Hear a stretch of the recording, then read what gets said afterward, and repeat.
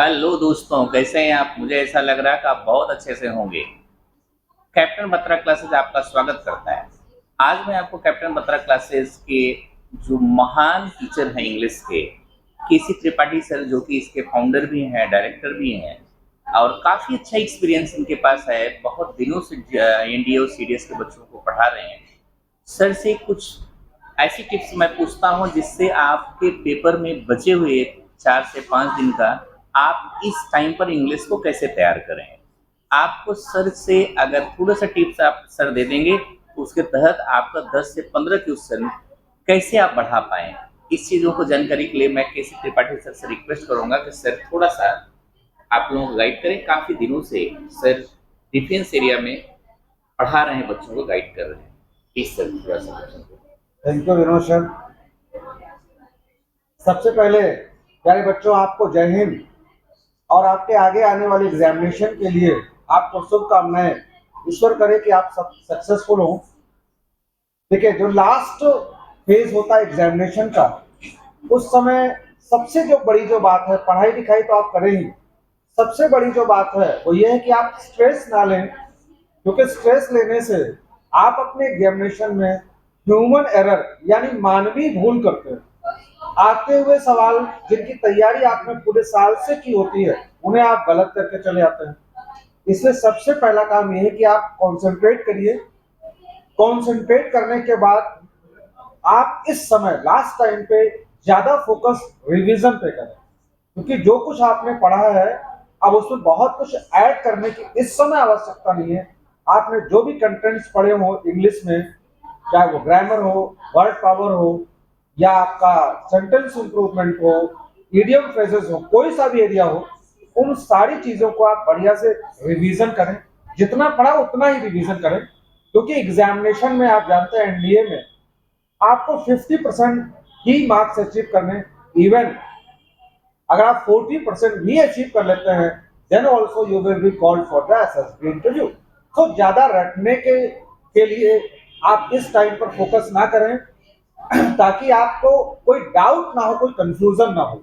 इन इन चीजों का आप सबसे पहले ध्यान दें। इसके बाद जो आपका इंग्लिश का क्वेश्चन पेपर है, जब आप एग्जामिनेशन में जाएं, तो पहले ये ध्यान दीजिए कि आपका स्ट्रॉन्ग एरिया कौन सा है। अगर आपका ग्रामर बढ़िया है, ग्रामर से शुरुआत करिए। अगर आपका वर्ड पार अच्छा है, वर्ड पार से शुरुआत करिए। जिस भी एरिया में अगर आपका पीक्यूआरएस बढ़िया है, रीडिंग कॉम्प्रिहेंशन बढ़िया है, जो भी एरिया आपका बढ़िया है उससे शुरुआत करिए। इससे आप एक कॉन्फिडेंस गेन करते हैं, जो आगे ना आते हुए सवालों को भी सही करने में आपकी हेल्प करता है। इसके साथ साथ आपको, मैंने आपसे बताया कि आपको 50% ही गेन करना है। तो जहां पर नेगेटिव मार्किंग है, वहां अनावश्यक आप रिस्क ना लें। अगर आपको लगता है कि ये सवाल आपका सही हो सकता है, तभी आप उसमें रिस्क लें। बेमतलब में आपको रिस्क नहीं लेना है। और जो इजी क्वेश्चंस हैं उन्हें सबसे पहले करना है। जो टफ क्वेश्चंस हैं उन पर फिर समय देना, और जो टफ मोस्ट क्वेश्चन है उन पर आपको बिल्कुल समय बर्बाद नहीं करना है। और ये बात मैं केवल इंग्लिश के रिलेशन में नहीं कह रहा हूँ, ये चीज आपको हर विषय के मत पर ध्यान देनी, चाहे वो मैथ्स हो या आपका जीएस हो, कोई सा भी विषय हो। इन बातों को ध्यान देते हुए आप एग्जामिनेशन में अपियर हो और बढ़िया से सक्सेसफुल हो और एसएसबी इंटरव्यू आप क्लियर हो। सर इन जो 5 दिन बचा हुआ है, इन 5 दिन में बच्चों को क्या चीज़ विशेष पढ़ने की ज़रूरत है जिसमें वो लोग, अब क्या पूरे ग्रामर तो अभी पढ़ा नहीं जा सकता, पूरे वर्ड मीनिंग भी तक रटा नहीं जा सकता। तो हमें ऐसा लग रहा है कि इन बच्चों को कुछ ऐसा सलाह दे दीजिए जो 5 दिन में ज़्यादा परेशान ना हो, ज़्यादा पैनिक ना हो। ये 5 दिन ये बड़े प्यार से बिना स्ट्रेस की पढ़ाई करें। क्या इनका जैसे कल पेपर है, क्या आज भी रात में पढ़ने की ज़रूरत है इनको, या अभी जितना दिन से इन्होंने पढ़ा है वो पर्याप्त है? कल अगर आपका एग्जामिनेशन है, तो मैं तो आपको यही सलाह दूंगा कि जो आप कुछ हल्की फुल्की पढ़ाई कर सके, रिवीजन कर सके, वही करें। क्योंकि आराम से बढ़िया म्यूजिक सुनिए। अगर आप खड़े रहो। कुछ छोटा मोटा मूवी देख सकते हैं तो वो देखिए। जो आपका पसंदीदा खाना हो वो खाइए।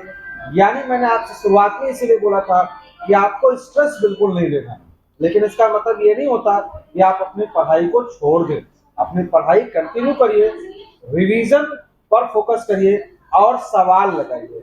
यानी नए कंटेंट्स ना ले आए, लेकिन क्वेश्चंस लगाएं, क्योंकि जो क्वेश्चंस हैं वो आपको एग्जामिनेशन के लिए शार्पन करते हैं। एक बेकन की एक लाइन है कि reading makes a full man, writing makes an exact man and speaking makes a ready man.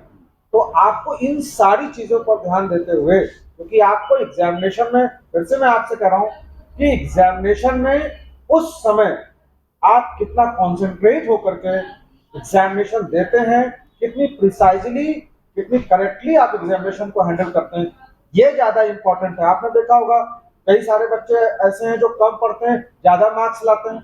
ये क्या कोई जादू थोड़े है, ये है कि वो एग्जामिनेशन को हैंडल कैसे करते हैं। इसलिए एग्जामिनेशन को स्ट्रेस फ्री होकर के हैंडल करिए। सक्सेस आपको मिलेगी, लेकिन सक्सेस को लेकर के हमें टेंशन नहीं लेना है। हम केवल अपना काम ही कर सकते हैं। आप अपना एग्जाम दीजिए और पूरे होपफुल होकर के एग्जामिनेशन दीजिए। यही मेरी आप लोगों को सलाह है कि आप बढ़िया से एग्जाम दें, और 100% मेरी शुभकामनाएं आपके साथ है कि आपका सिलेक्शन होगा। एसएसबी इंटरव्यू में हमारी आपकी इंटरव्यू के दौरान कैप्टन बत्रा क्लासेस में फिर से हमारी आपकी मुलाकात।